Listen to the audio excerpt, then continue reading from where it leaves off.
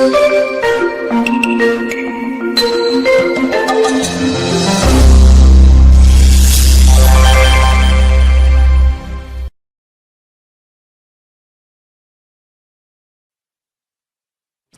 to enjoy every day. Kung meron po sa inyo kanina, nung tinanong ko na honestly ang sagot nyo, hindi ako nag-enjoy ngayong araw na to, nawa everyday na darating pa, ma-enjoy na natin. How can we enjoy every day? Do not measure today with yesterday. Isa yan sa mga pahirap ng tao para hindi siya magkaroon ng magandang araw, kino-compare niya sa mga nakaraan. Do not measure today with yesterday. Do not set your previous experiences as standards. No 2 days are alike. Para pong yung mga Israelites, minimithi nila na makalaya mula sa Ehipto dahil sila yung mga alipin doon. At nung pinalaya ng Panginoong Diyos at patungo sa Promised Land, nagreklamo na ng nagreklamo dahil kinumpare nila yung kinakain nila sa disyerto sa kinakain nila dati sa Egypt. Numbers 11:18, if only we had meat to eat, we were better off in Egypt. Dahil ang lagi nilang ginagawa, kino-compare nila yung kinakain nila ngayon sa kinakain nila dati, yung karanasan nila ngayon sa kinakain at karanasan nila noon, hindi na nila nakita na bulag na sila sa mga pagpapala na nandito naman ngayon pero wala noon. At madalas po ganyan ang tao. Pag gusto niya magdrama, maawa sa sarili, magreklamo at palungkotin ang sarili, ang hinahanap yung magaganda nung nakaraan, ayaw tingnan yung maganda ngayon, at laging akala mo, the good old days, those were the days. Parang akala mo laging maganda yung nakaraan. So be open for new things. Be open for new angles, be open for new ways of life and looking at things. Sapagkat ang mga bagong alak daw, inilalagay sa bagong lalagyan. So ang mga bagong kasiyahan, dapat may ibang packaging. Ang ibang mga bagong bagay, hindi darating sa mga lumang anyo. Kahit sa espiritu, bago ang espiritu mo, bago dapat ang templo ng espiritu, pati ang puso. Luke 5:37. And no one pours new wine into old wineskins. If he does, the new wine will burst the skins, and the wine will run out, and the wineskins will be ruined. No, new wine must be poured into new wineskins. And if you might stretch the application of this reality in our daily life, new experiences must be perceived from new perspectives. New beautiful things must be seen through new frames. Hindi dapat lagi tayong alipin ng nakaraan. Hindi dapat lagi yung kino-compare, buti pa nung daddy, ganitong ugali mo, ngayon ganito ka na. Buti pa nung maliit ka pa yung anak ko, lagi niya akong niyayakap, ngayon malaki na siya, hindi na niya ako niyayakap. Pero nalimutan mo na, hindi mo na rin siya pinapaliguan, hindi mo na siya inaalagaan ng sobra. Parang lagi nalang kinokonsentrate natin yung nawala na gusto natin. Hindi natin tinitingnan yung dumating na bago na dating wala doon sa gusto natin. Another way to enjoy every day is do not attempt at repeats. Yung naghahanap ng repeat, kadalasan yan, nabibigo. Yung mga anniversary, this is an attempt at repeat. Gusto mo yung nangyari last anniversary, mangyari uli ngayon. Yung nangyari nung huling pista, mangyari rin sa pistang ito. Yung nangyari nung huling birthday mo, mangyari rin sa birthday na ito. Nakakahon ang isip ng tao. Hindi niya tuloy nakikita yung mga bago na dapat niyang ikatuwa. Lamentations 3:23, they are new every morning. Great is your faithfulness. So, ang pinag-uusapan yung faithfulness ng Diyos. Maliban na lang na hindi totoo ang Biblia, therefore the faithfulness of God is new every morning. And because it is new, it must be welcome. It must be perceived, received with celebration. Each new experience is new. Walang repeat. Napakahirap po sa lahat ng gusto nyo repeat. Halimbawa, nanalo tayo sa dance contest last year, kailangan manalo rin tayo ngayon. Repeat. Yung basketball team natin, nanalo nung isang liga, dapat manalo rin ngayon. Repeat. Ganito ang itsura mo nung last party, so ginagaya mo na, lagi repeat. Meron nga po ako isang babaeng nabati noon sa church. Ang tagal-tagal na. Yung buhok niya parang napakalakas yata ng hangin na nagpunta lang sa isang tabi. One-sided yata ang tawag doon. Sabi ko, sister, ang ganda ng buhok mo. Alam niyo po, 6 na buwan, hindi niya pinalitan, nakaganon lagi yung buhok niya. So, pero hindi ko na pwedeng ulitin yung puri ko, no? Na araw-araw, ang ganda ng buhok mo, yung nakikita ko, dahil hindi na bago. When people try to always be what was, you actually ruin your chances at being happier. Kaya sabi ng Panginoon sa Luke 5:36, He told them this parable, no one tears a patch with a new garment and sews it on an old one. If he does, he will have torn the new garment, and the patch for the new one will not match the old. Siyempre, mayroong ibang original spiritual context yan. Yung spirituality talagang pinag-uusapan. Pero ang sinasabi lang ng Panginoon, hindi magka-match yung dati at yung ngayon. Huwag niyong piliting pag-matchin yan. Ang tao nagbabago. Yung pinakasalan nyo 10 years ago, ibang tao na yun ngayon. Alam nga naman na ang dami na niyang naranasang ginawa't init, gutom at pagkabusog, natutunan, ang dami na niyang kabiguan at mga tagumpay. The same pa rin siya as 10 years ago. That's impossible. Alam niyo, ang mga tao who fall out of love, yung mga tao na hindi nakaka-cope sa nagiging ugali, nangyayari sa kanyang asawa, yun na naghihiwalay eh. Kasi, mabuti pa nung nililigawan mo ako, no? Lagi kang may dalang bulaklak, no? Sasabihin naman siguro nung asawa mo, hindi lang masabi sa'yo, wala ka pa kasing varicose veins nun. Ang hinahanap mo lang yung dati ako, ikaw yung dati ka, nasa na? Diba? Laging nung araw, no? Itsura mo nga ngayon, tsaka nung araw, compare mo, so, nagbago ka rin. Nagbabago ang lahat. Yung hindi tumatanggap ng mga pagbabago, yun ang hindi nagkakatagalan. Ipinapako mo siya sa ganon. Ipinapako mo sa ganon. So, bago-bago yan. A new attitude, a new heart, a new vision will definitely see new blessings. Pag bawat araw dumating, wala kayong nakitang blessing, kasalanan nyo yon. Di nyo tiningnan. Kasi ang sabi, they are new every morning. Meron. You want to have an enjoyable day, always look for the good. You will succeed looking for the good. But let me tell you, if you look for the bad, you will also succeed.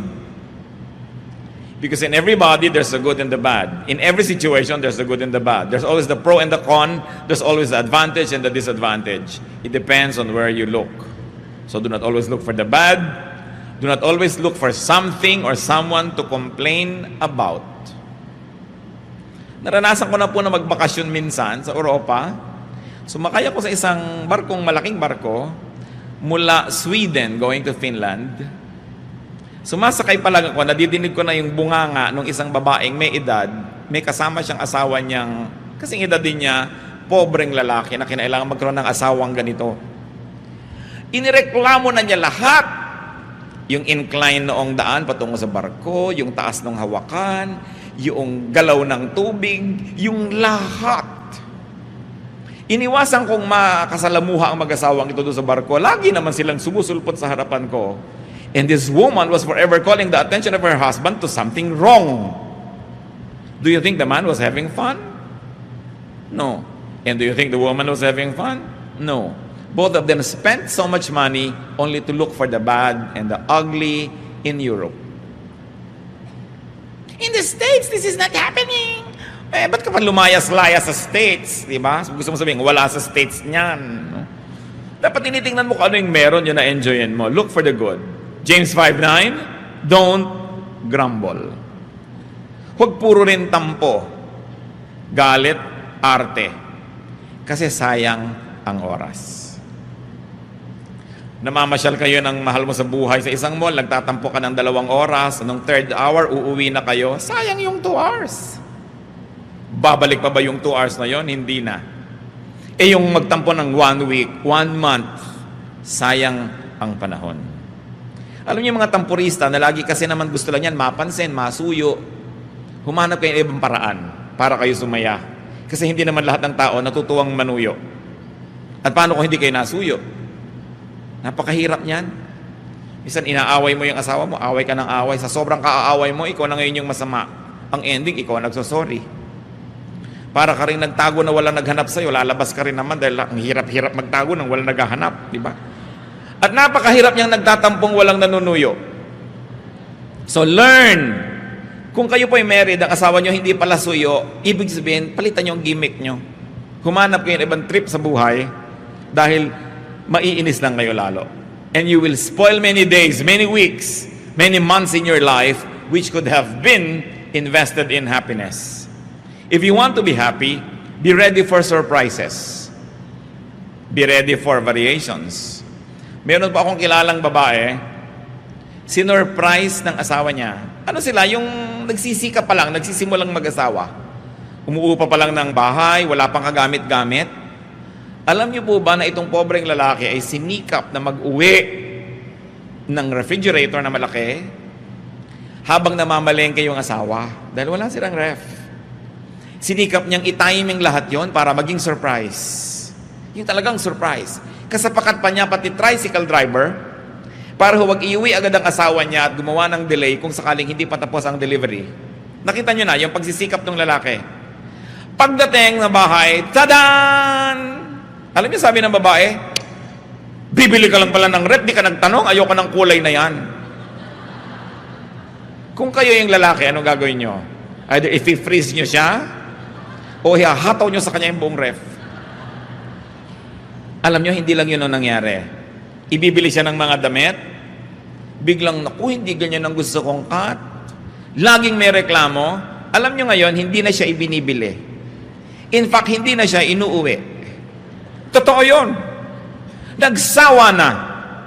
Mano ba namang masurpresa ka? Hindi kasi yun ang yung inaasahan. You know, do not spoil something unexpected. Hindi yun ang inaasahan mo, hindi na yun ang dapat mong ipagbunyi. Meron pa pong isang tao nagregalo ng isang gadget sa isang kaibigan. Ine-expect niya talagang surprise, matutuwa. Ang nabasa sa mukha nung binuksan ng regalo, disappointment. Kasi iba ang ine-expect niya. Huwag kayong expect ng expect. But expect to be surprised. Then you'll be happier. Pag lagi ang inaasahan nyo, may script ang buhay, may specification ang darating na regalo, may script ang sasabihin ng mahal nyo sa buhay, mabibigo kayo lagi. Kung minsan may nag-aaway, hindi naman balak talaga mag-away. May sinasabi ka lang, para mapasabi mo lang siya ng gusto mong marinig. Hindi yun ang narinig mo. Nagalit ka na ng totoo, nag-away-away na kayo. Don't always box in yourself.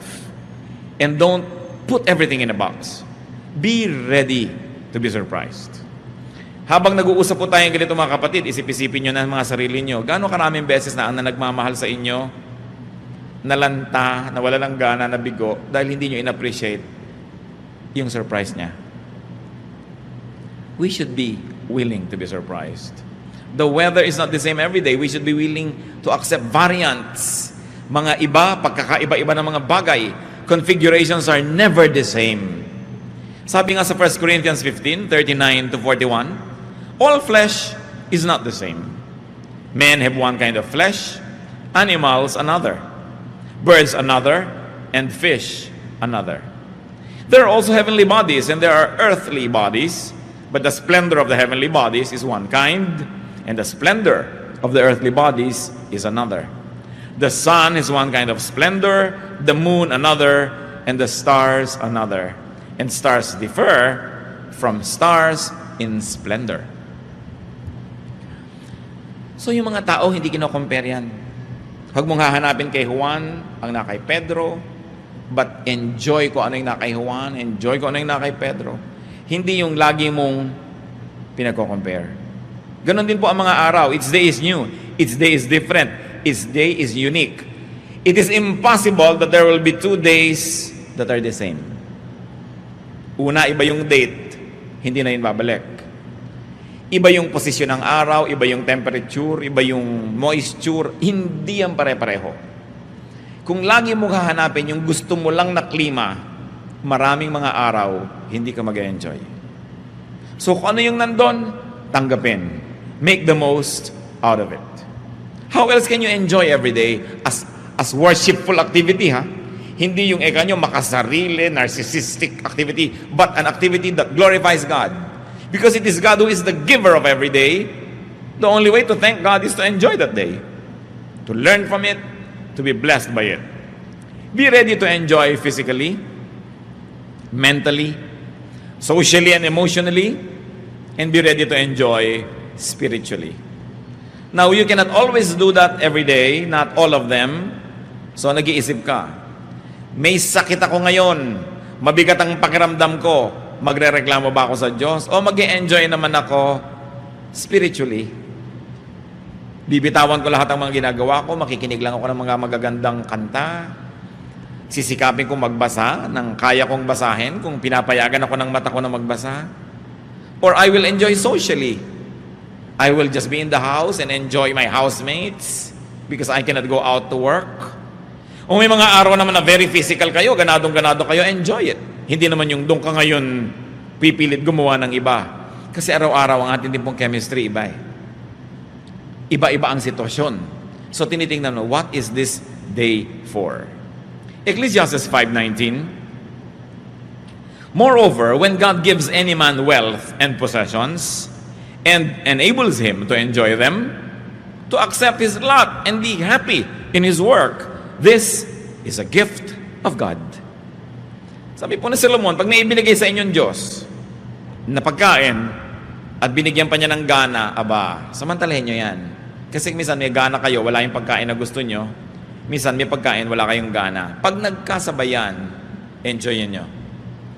Ano man ang nandyan, kailangan yan na huwag papalampasin. Ngayon, mga tao ganyan din po mga kapatid. There are people that you can enjoy physically. Nakakapaglaro kayo, nakakapag-tennis kayo, you do things physically with them. Good. Pero huwag nyo na laging hanapan niya na magkakaroon din kayo ng mental enjoyment. Kasi hindi naman lahat ng katangian nasa isang tao. So may tao naman na pagkasama mo siya, talagang it's a mental game. It's nice. You get fulfilled. And there are people who are very socially nice to be around. They make you feel good. And there are people who make you enjoy spiritually.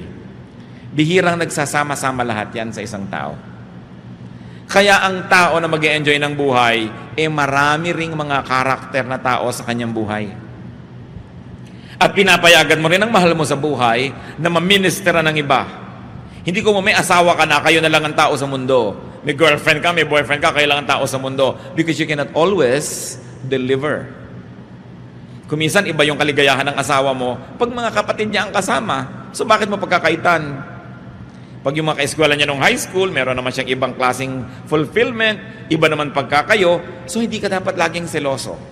Liban na lang you're a superman or a superwoman who can give to your loved one everything that your loved one needs, you must permit them to be ministered to by others. So long as, if you're married, it doesn't endanger your relationship. Yan lang naman ang pag-iingatan na yung inyong pagiging tapat bilang mag-asawa ay malagay sa panganib. And in that case, magtyaga kayo sa isa't isa. Dahil mag-asawa kayo Pero, why don't you grow? Halimbawa, yung asawa mo, ang hilig-hilig manood ng basketball, 20 taon na kayong mag-asawa, hindi ka makaupo sa isang buong game at pag-aralan yon. Sasabihin pa ng babae, ano ba yan, agawan na agawan sa bola? Bakit hindi nalang bigyan ng tigisang bola ang dalawang team? Para matahimik sila. Hindi walang laro. Pag-aaralan mo ngayon to be the enjoyable partner, lalo kung may asawa ka. Duty mo yun, kapatid. Hindi mo sasabihin, ganito na ako nang napangasawa mo ko sa pasensya ka. Alam nga namang mag-stick na lang siya sa'yo dahil wala siyang choice. Kulang naman yung enjoyment ng marriage nyo. So you also begin to change your ways. You also do not set yourself in stone or you do not set yourself in wet cement and quick dry cement kasi kailangan nagbabago ka rin. Kasi pag nag-e-enjoy ang asawa mo, nag-e-enjoy ka rin. Pero pag siya ay hindi nag-e-enjoy, madadamay ka rin dyan. Kahit ano pang sabihin mo. So meron tayong pananagutan sa isa't isa. Alam niya kaya kung minsan tayo hindi dapat nakikipag-away. Halimbawa, hindi mo kailangan ng isang tao. Mabubuhay ka nang wala siya. Pero naisip ba natin na paano naman siya, kailangan naman niya ako? It's a ministry. Kaya lalo't kung may asawa kayong matalino, sa tingin nyo matalino, maghabol kayo kahit paano. Mag-aral-aral kayo, magbasa-basa. Alamin nyo yung mga interest niya para nakakapag-tennis naman ang utak nyo. Hindi magsaserve siya ng bola, hindi mo na maibalik. Magsaserve siya ng bola, hindi mo na maibalik. Kahit sa tennis, 3 balik, wala na. Game finished. Love set. Wala na. Game over. At may taong ganun, kahit anong sikap mo makipag-usap, hindi maibalik ang usapan. 3 lang ang alam niyang topic sa mundo. Yung medication niya, yung mga karamdaman niya, at yung reklamo niya sa kapitbahay. Every day, yun ang topic nyo. Sa palagay nyo, hindi kayo pagsasawaan. No? Kaya kailangan ng utak pinalalago. A very attractive person is a person that can always engage you mentally. No? Yung ang ganda-gandang kausap, nakakapagpayaman ng isip, nakakalibang, napag-aaralan yan kung hindi likas. Sapagkat tayo mga taong nilikha sa image ng Diyos, marami tayong kayang gawin. Ecclesiastes 11:8. However many years a man may live, let him enjoy them all. But let him remember the days of darkness, for they will be many. Everything to come is meaningless. So don't put your life on hold just because you are saving, just because you are studying, just because you're preparing for some future glory or accomplishment. Do not put your today on hold. You must also learn how to live to the fullest. Although you are anticipating greater joys or greater fruitfulness in the future, but no day, no week, no month must be ignored because it's a gift and it will never return. Be willing and be able to enjoy. Napaka-importante po ang ganitong mga katotohanan. Ang simple-simple, bakit natin pinag-uusapan? Kasi yung maraming simple ang nalilimutan ng tao. Ang mga Kristiyano, alam na alam yung mga doktrina, anong uri ng mga bautismo, kailan ba darating si Jesus at kung ano-ano pa. Pero yung mga pang-araw-araw na buhay, nalilimutan. If you want to enjoy your everyday, you must learn to forgive the unintentional spoiler. Kung kayo nagda-drive, may paparka na kayo, biglang may nauna, huwag kayong magalit sa kanya. Gusto niya ring pang-park. No? Minsan nag-aabang ka ng bus, naunahan ka nung iba, huwag kayong magalit. Pare-pareho lang kayong gustong umuwi. No? Yung mga nagda-drive na nauunahan, naiiwan ka, pare-pareho lang kayong nagmamadali para makauwi na o makarating sa pupuntahan. Lagi na meron kang nakakaagaw, pero hindi ka niya kilala, hindi niya inisip nung umalis siya ng bahay na aagawan kanya ngayon ng silya o ng linya o whatever.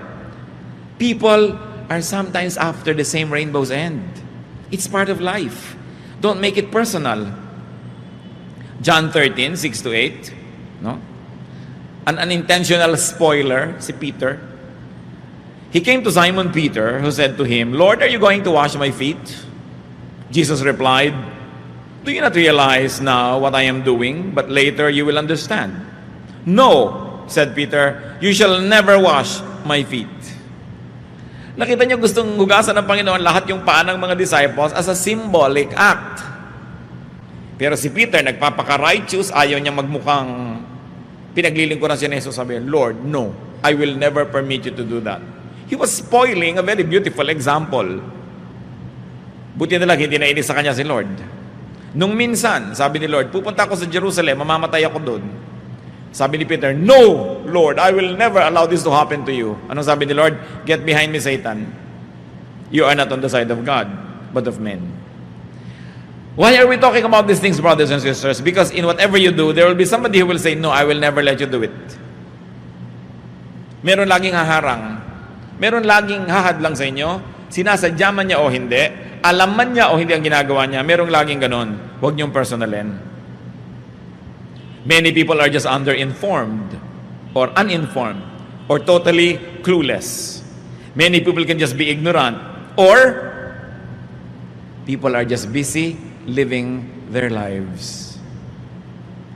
People are just busy surviving so they can become your competitor. Hindi yun dapat pinepersonal. Kahit na pareho kayo ng nagugustuhan, pareho kayong umiibig, hindi siya kontrabida sa buhay dahil may karapatan din siyang umibig. Siyempre, paibigin niya yung gusto niyang paibigin, kakompetensya ka, pero huwag ka magagalit, huwag mong pepersonalin. Ikaw man siya, gagawin mo yung ginagawa niya. So napakahalaga meron tayong detachment. That people just have to survive, people have to live, they have to achieve their dreams. They have to earn money, they have to make a living. So may tindahan kami, nagko-compete sa kabila doon, huwag mong personalin. There's always competition everywhere. Ang mga halaman, lagi nagko-compete yan for light. Kaya alam niyo yung mga ibang halaman sa gubat, tuwid na tuwid na tuwid, kaya magandang gawing halige. Kasi nagmamadali yon sa taas para pagdating yon, ikakalat niya yung lahat ng kanyang mga sanga para makuha niya lahat yung araw at wala nang matira doon sa katabi. Kaya ang mga halaman, nakikipag-compete lagi yan for light. Pag nandun yung araw, harapan lahat ng leaves doon. Ano? Pag natakpan ka ng gabi, sorry ka na lang, malaki yung leaves niya. Huwag mong pepersonalin ang buhay. Merong naglalakad ka, natalsikan ka dahil may mga lubak-lubak, umuulan. Hindi naman pinlano ng driver na hahabulin ko ang babaeng itong nakaasul at papatalsikan ko siya ng tubig. Natalsikan ka eh. No? Pero dahil lang doon, sisirain mo yung araw mo, galit na galit ka na, aabangan ko ato bukas, hahagis ako ng pako ang kalsada para ma-flat ang gulong niya. Puro evil na yung laman ng utak mo. Sa palagi mo sinong lugi. Kahit masira mo yung kotse niya, lugi ka rin dahil sinira mo na rin yung puso mo. Baka marami kayo ngayong mga kinakainisan, mga galit kayo, may tampo, pero huwag niyang personalin. May karapatan din siyang mabuhay. At gusto lang niya sigurong mabuhay. You want to enjoy every day? Be easy. Dapat ang tao mababaw. Huwag sobrang laliman dahil wala naman lagi magtsatsaga na hukayin kayo. No? Ginto lang ang talagang hinuhukay-hukay ang kakaila-ilaliman ng lupa. Ngayon kung ikaw lang naman yung nagpapakalalim-lalim, baka walang magtsaga na maghukay sa'yo. Maghanap sa'yo, maghabol sa'yo. Sabi ng mayaman na lalaki sa Luke 12:19, I'll say to myself, you have plenty of good things laid up for many years. Take life easy, eat, drink, and be merry. At alam nyo na ito isang bad example ng tao. Hindi dahil gusto niya to eat, drink, and be merry. Kasi ang sabi ng Bible, what about tonight, your soul is extracted of you?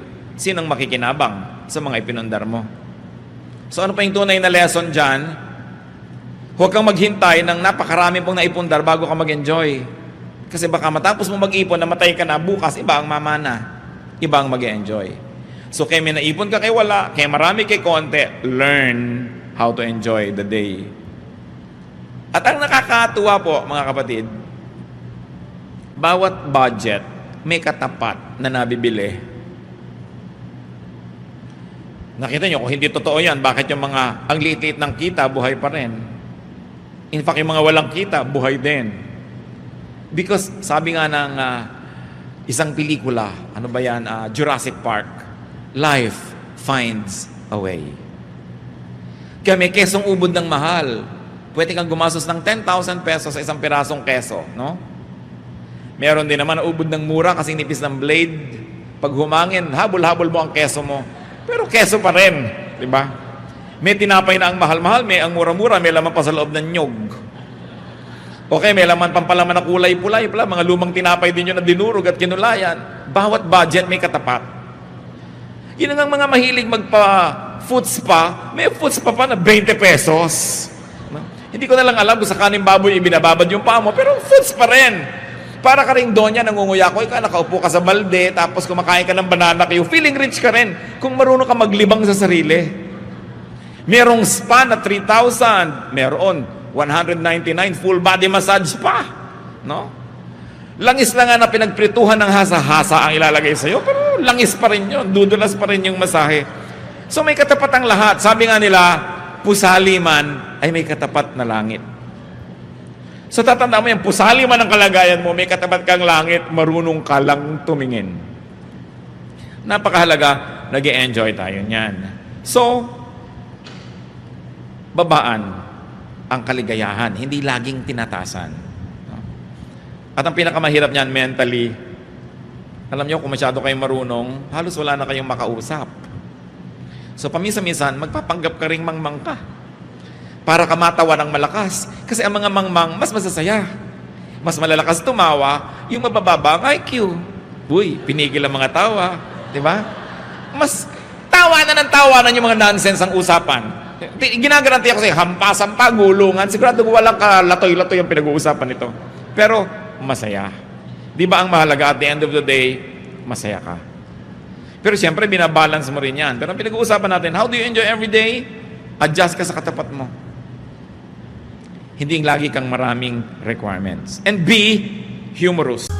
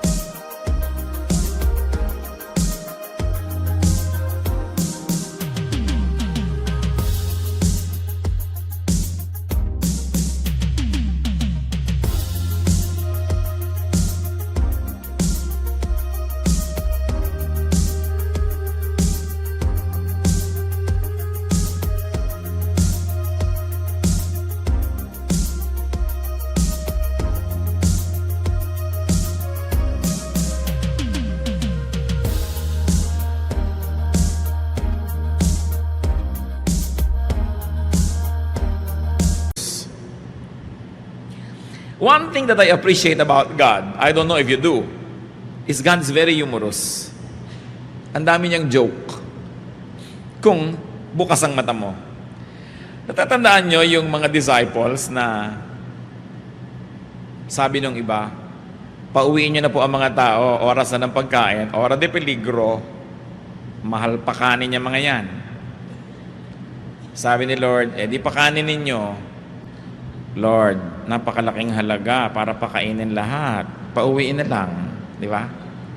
Tapos, naghimala ang Panginoon, yung kaprasong tinapay, konting isda dyan, dumami na pakain ng libu-libong tao. Nasaan ang joke? Matapos yon, ipinaipon ng Panginoon ng mga pispis. Yung mga tira, ilang baskets? 12. There were 12 disciples ha? Sabi niya siguro, nagda-doubt kayo, gusto niyo magtipid. O tigi-tigis ang basket kayo, yan ang pagkain niyo sa susunod na linggo. Tigi-tigis ang bit-bit sila. Bakit 12? 12 kasi nagre-reklamo. No? Humor. Hindi yung pag binubuksan niyo yung Bible, parang dan, dadan, dadadan. Tapos bababa ang mga anghel, may tugtog na organ. Hindi niyo makikita yung humor. Makita niyo dapat yung humor niyan.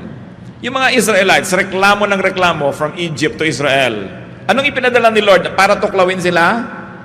Takot-takot na ahas.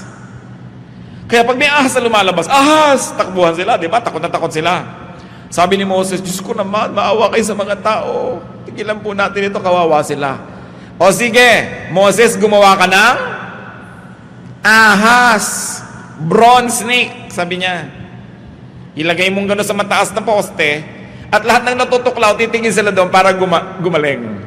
Yung kinakatakutan nila tumutuklaw sa kanila, yun ang imahen ngayon ang titingnan nila para sila gumaling. Pag hindi humor yun, ewan ko kung ano yun. No? Sabi siguro nila, ayan, kung sa Canada pa, diyan ka bumangon. Ahas ang nagbigay sa inyo niyang danger. Ahas. Form of a snake. Kaya ang logo po ng medicine, yung ahas di ba? Na nakakapit dun sa poste. Yun. Kasi nagpapagaling daw yung ahas. Subukan nyo. No? Kaya napaka-humorous Biruin mo, ahas, kinakatakutan ng tao. Yun po yung image ng pagpapagaling. Pag hindi nyo tinignan ng gano'n ng Biblia, hindi kayo mag-enjoy. No? Ang daming ginagawa ng Panginoon na talagang kamangha-mangha. Itinaboy sila doon sa gilid ng dagat, nasukulungan sila ng kaaway, dagat na lang nga nandun, malay ba nilang bubuka pala yun? No? Humor. God is so humorous, so God's people should be humorous. Psalm 126, 2-3. Our mouths were filled with laughter, our tongues with our songs of joy. Then it was said among the nations, the Lord has done great things for them. The Lord has done great things for us. We are filled with joy. Are you filled with joy? Alam niyo po, isang nakakatuwa na mangyari, at salamat na lang sa Pilipinas, maraming ganitong eksena, yung mga third world drama. Subukan nyo sa mga siksikan na eskinita, sa mga palengke. Kung ang makikita nyo lang, yung baha, yung baho, yung sikip, hindi kayo mag-e-enjoy. No? Pero tingnan nyo yung mga nakakatawa, ang dami-dami. Ang dami-daming nakakatawa. Yung mga tao na ang ginagawa nilang mga kapote nila, yung mga plastic, nakakatawa di ba? Yung galing naman ng mga Pilipino na mamaya pag wala ng balutan ng kanilang mga tinda, yun na ang paglalagyan. Nakakatuwa yung natutulog, nakahigang ganyan sa isang tumpok na saging na saba. Kung hindi kayo natatawa doon, ewan ko na sa inyo. Yung ang saya-saya, tas yung ang hirap-hirap niya, nagtitinda lang konting mga tumpok-tumpok ng kalamansi, nagpapamanicure. May manicurisan mo, manicure. Ma'am, ano pa po ba? Di ba? Ma'am pa siya. Yung kakatawa. Ang daming ganon. Yung mga nag-aaway ko minsan na mag-asawa, pakinggan mo kung anong pinag-aawayan, matatawa ka. But you've got to have ears that are humorous. Kasi otherwise, maiinis ka. Yung pag matraffic, sira-sira ang kalsada, ang dami nagtitinda. Lahat na ng paninda nandyan na sa highway, no? Makikita mo na lahat, yung may mga helicopter na mga lumilipad, mga boomerang, lahat na tuwalya gusto nyo. Ayoko ng tawas. Tawas, meron ako. Hindi, gusto ko butong ako. May butong pakuan ako. Kung saan kinukuha ng tao yung paninda niya. Pag hindi pa kayo naaliw dyan, may problema kayo. No? Pati yung mga magkakapit-bahay, kung isa mayayamot ka, dahil ang lakas-lakas ng tugtog, pero actually, kung titingnan mo rin, sakyan mo lang, mag-e-enjoy ka rin kasi wala kang gasto sa kuryente, may musika ka. So, Tingnan nyo yan. Be humorous. In fact, humor every day. Humor every situation. Pag hindi nangyari yung gusto nyo mangyari, hanapin nyo kung anong nakakatawa. Nakapila kayo ang haba-haba, naranasan ko na to noon. Well, I have friends who are very, very helpful. Kung ano man ang kailangan ko sa gobyerno, passport, anything, NBI clearance, ide-deliver sa akin yon. Pero kung minsan ginagawa ko yon talaga, pumipila ko doon kasi gusto ko maranasan ng nararanasan ng lahat ng tao. Nakapila kami sa NBI na ganyan, ang tagal-tagal ng pila. Ang init-init, sari-sari. Alam nyo, mamaya, meron doon sa pila, isang babae at isang lalaki, nagdadrama na sila, kunwari ligawan. At binubuyo-buyo naman ng mga tao, nagkakantsaw-kantsawan sila, may nagpari-parian, ikinakasal sila, doon sa pila. Hindi ko lang alam kung itinuloy nila pagkatapos. Pero nakaka-imbento lagi ang Pilipino ng kasiyahan, kahit ano pa ang kalagayan. Nakita nyo, nagkuku, may mga nagtitinda ng lobo, di ba? May mga kumakanta, only in this country. So when you say only in the Philippines, say it positively. Kasi we know how to celebrate life. Kahit kakonti-konti ng pera, kahit hirap na hirap, nakakagawa ng paraan para sumaya ang tao. At yan ang mahalaga natin lagi ma-appreciate. And as I have said kanina, you want to be happy, don't get too personal. Huwag niyo sabihin, pinagkakaisahan ako ng buong mundo. You and me against the world. Hindi kayo ganun ka-importante para pagkakasayahan ng buong mundo, naguluhin kayo. Yung ang buong mundo, nagkaisa, nagsapakat para pahirapan kayo, hindi kayo ganun kahalaga para pansinin kayo ng buong mundo. So don't exaggerate. Huwag yung idrama na ang buong mundo, kinakawawa ako, pati ang Diyos, tinalikuran ako. You know, nakakapagod tumalikod kahit hindi ka tatalikuran ng Diyos. Sabihin, kinalimutan ako ng Diyos. Paano yun? Paano niya gagawin yun? Alam niya ang lahat. Ang hirap-hirap namang makalimutan ka niya. Sobrang effort ng Diyos para ka makalimutan. Dahil ang natural, maalala ka niya. So, yung sasabihin, nakakalimutan ako ng Diyos. Pinagtatakloban ako ng langit at lupa. At sa lagay, idadamay ang lahat para ka lang maipit. Pagtatakloban ka ng langit at lupa. Yung ganyan mga madramang salita, nakaka-influensya ng attitude natin. Huwag niyong personalin, no? Dahil talagang panapanahon lang ang buhay at totoo yung swerte-swerte lang yan. Huwag kayong laging nagagalit sa nangyayari sa inyo na parang ipinlano ng lahat ng langit na ganun yun. Ecclesiastes 9:11, I have seen something else under the sun. The race is not to the swift or the battle to the strong, nor does food come to the wise or wealth to the brilliant or favor to the learned, but time and chance happen to them all. Maraming Christian allergic nyo sa salitang swerte, no? Alam nyo ang bagong magandang balita, Tagalog version. Alam nyo pa na Tagalog diyang, but time and chance happen to them all? Sabi, talaga lang may dinarat na ng malas. Kung gusto nyo makita sa Biblia, nandun. Dahil yan talagang yan. At yung paniniwala ko minsan, ay sinuwerte lang minalas, napakalaking ibinibigay sa Pilipino na comfort. Kasi hindi mo laging iniisip na talaga tinalikuran ka ng Diyos, talagang ganito na lang. Kundi, nataon lang eh. Nagkataon. Huwag mong personalin. Naglalakad ka, may nahulog na skylab sa ulo mo. Di ba? Hindi naman laging nahuhulog yan. Try again tomorrow. Alam nga namang tatamaan ka na naman yan. Sobra na yon. So sabi mo, ay, nagkataon lang kasi naman naglalakad-lakad ako kung bakit sa akin pa nahulog yung building. Nandun ka kasi sa lugar na yon, nangyari. So, huwag mong indahin at huwag kang magalit sa buhay. It happens. So, sabi na Ecclesiastes 9:11, time and chance happen to them all. Sabi niya, hindi ko mo mabilis na nanalo sa karera. Hindi ko mo malakas mananalo sa digmaan. Hindi ko mo matalino magkakapera. Sabi ganun, swerte-swerte lang talaga yan. So, huwag mong masyadong personalin. Lagi mo na lang subukan muli. Always do your best at huwag kang madadala. We can go on and on, mga kapatid. Pero bakit ko sineshare sa inyong ganitong mga bagay? Dahil ang buhay, maraming problema, maraming bigat, maraming pagluluksa, may mga time na may sakit, may namamatay. Doon na lang kayo talaga malungkot sa dapat ikalungkot. Pero yung mga pwede namang baligtarin nyo at pasayahin nyo, pasayahin nyo. I-reserve nyo na lang yung luha nyo sa talagang dapat iluha. At sinabi sa Biblia, marami naman yung araw na yun, di kayo mauubusan sa isang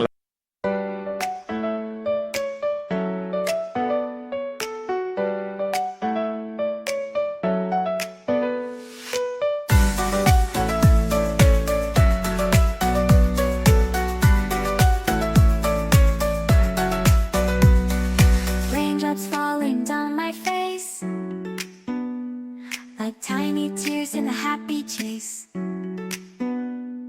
hopping through the puddle sea, colors dancing wild and free. Skies are gray but I don't mind, cool raindrops on my skin I find,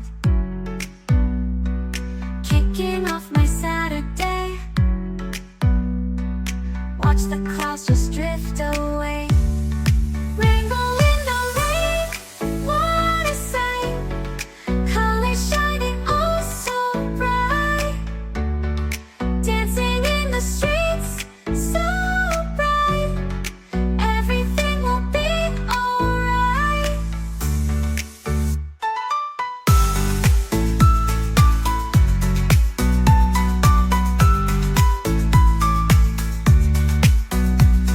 Umbrella spinning, twirling round, a colorful halo on the ground, music playing on the sand, skipping beats, the heart will sway, feel the world come out to play. Lightning cracks but don't you fear, magic shines when skies are clear, raindrops whisper secrets true,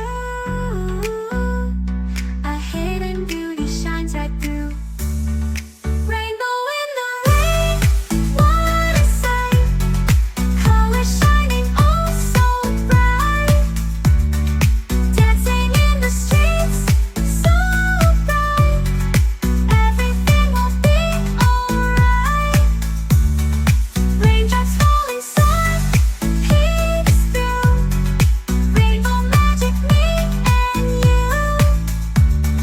smiling faces, hearts alight, everything will be alright.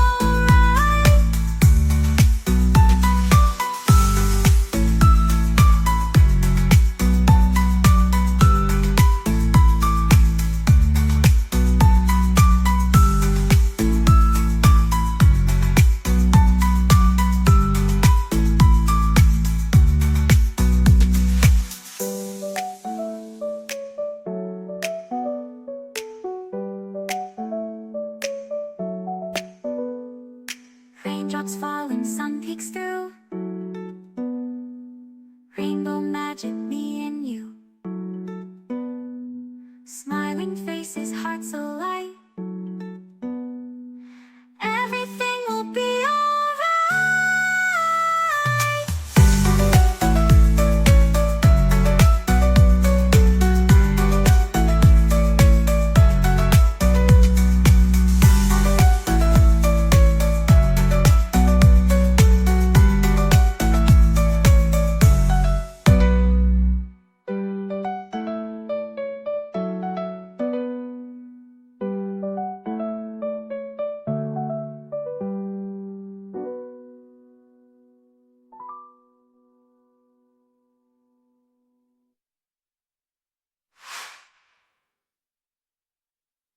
Lifetime. So please, huwag nyo nang palungkutin ang hindi naman talaga malungkot. Mag-a-outing kayo, nainis lang kayo nung umaga dahil nakalimutan yung karne at yung uling lang ang dala sa barbecue. Eh di kainin nyo ang uling. O mag-charcoal painting kayo. O mag-fasting kayo. Pero huwag yung sabihin, sira na ang araw ko, sinisira nyo dahil lang sa kapraso. Ina-exaggerate nyo. No? When there are rats in the ship, you kill the rats. Don't sink the ship. So sa relasyon nyo sa inyong asawa, mayroong mga konting problema, huwag niyong palakihin para lang magka-excuse kayo na iwan na siya. Lutasin nyo. Mayroon kayong mga konting problema, huwag niyong palakihin para lang kayong magalit sa buhay. Maliit lang yun. Paliitin nyo palalo at isipin nyo kung ano yung maganda. At the end of the day, it is not what happens in the day that makes it good or bad. It is your attitude. It is your attitude. The same heat that melts the wax hardens the clay. Maglagay kayo ng kandila sa isang oven, tunaw. Maglagay kayo ng palayok na basapat, ginagawa pa lang, titigas. Tumigas yung isa, natunaw yung isa. The same heat. So every day, depending on what you want to be, you have to decide if you're going to be wax or if you're going to be clay. Because the same heat will be there. It's your attitude. Ang nagpapasaya sa tao ay hindi ang nangyayari o ang hindi nangyayari. Kung paano niya ito tinatanggap. At kung paano niya ipinapamuhay. There is really very seldom any bad day. Usually there is just a bad attitude. So enjoy your day. Because when you enjoy your day, the day also enjoys you. And God enjoys you. And people enjoy you as well. So isa rin nating tungkulin sa ating kapwa na mag-enjoy. Because we cannot give what we do not have. When you make yourself happy, in fact, even if you have to exert an effort, you're actually preparing to minister to others so that you can make them happy too. But if you make yourself miserable, you will not be able to pass on happiness to others. You will only make them miserable as well. It's a matter of choice. So, babalik ako sa tanong ko kanina, have you enjoyed your day? Kung hindi nyo masyado yan na-enjoy, reviewin nyo agad kung anong attitude nyo ang hindi nagpa-enjoy. No? At may natatira pa sa maghapon na ito, hindi pa tapos. At may bukas pa uli. Pero meron pa akong gustong iwan na isang napakahalagang paalala, mga kapatid. Every day, each day, is all important. Huwag niyong babaliwalain na isang araw. Kasi kung walang araw na to, walang bukas. Subukan niyong mamatay ngayon. Wala na kayo bukas, di ba? So, hindi pwedeng ignorin ang day na to dahil kung dito kayo ngayon namatay, wala nang bukas eh. Kung dito kayo ngayon nagpasya na magiging malungkot sa buong buhay niyo, lulungkot ang lahat. Every day is a link. And no part of any link is unimportant. Pahalagahan niyo bawat araw. Tuwing gigising kayo, salamat Lord. Hindi yung naku, umaga na naman. Yung Lunes na naman. No? Trabaho na naman. Alisan mo naman ang trabaho, pila uli, apply. Salamat Lord, may trabaho. Pag dumarating yung amo nyo, ay salamat, ito yung boss ko. Diba? Salamat, may opportunity ako na magpalapad ng papel. Salamat, ito yung asawa ko, hindi ito na naman yung asawa ko. Siguro naman di ko na kailangang ulitin lahat, mga kapatid. Attitude lang yan. It's a matter of choice. Without today, tomorrow will not come. And most of the time, how you shape today defines the shape of tomorrow. So don't waste any single day. For all you know, it can be our last. So dapat binavalue yan. Diyos, salamat po sapagkat ang araw na to hindi pa tapos. Meron pa kami pwede ma-enjoy ng mga sandali. Pinagpapasalamat namin kung kami nagkaroon ng mga kasiyahan sa maghapon na ito. At kung kami nakapagdulot din ng kasiyahan sa iba, lalo na po sa inyo.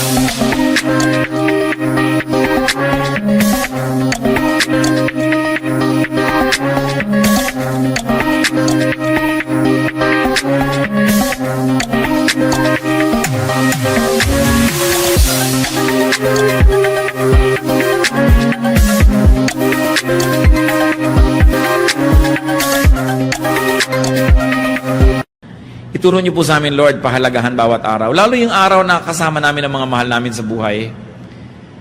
It's a very, very precious time. Marami mag-asawa, hindi magkasama. So pag magkasama ang mag-asawa, turuan niyo po, Panginoon, na talagang pahalagahan yon.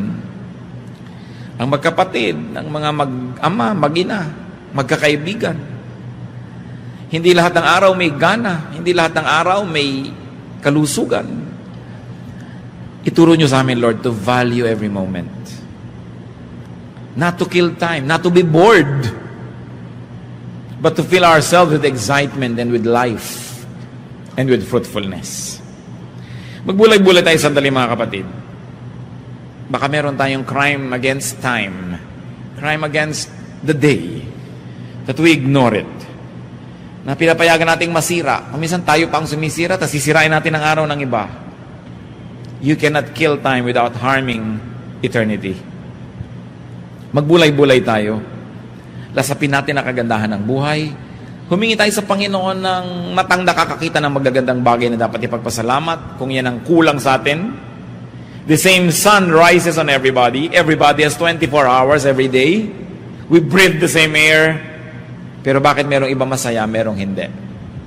May masayang mahirap, may masayang mayaman. So wala sa kahirapan, wala sa kayamanan. May masayang lalaki, may masayang babae. So wala sa gender. May masayang single, may masayang may asawa. May miserabling single, may miserabling may asawa. So wala sa sitwasyon. It all boils down to attitude. Dear God, teach us to review our attitude. Ipakita mo sa amin, Lord, kung meron kaming masamang ugali, masamang pag-iisip na sumisira sa pananaw namin sa buhay. Lalo yung attitude ng inggit, attitude ng pananaghili, pagseselos, yabang. Linisin mo kami, Panginoon. At nawa ang puso namin lagi maging handa na tumanggap ng mga bagong pagpapala araw-araw.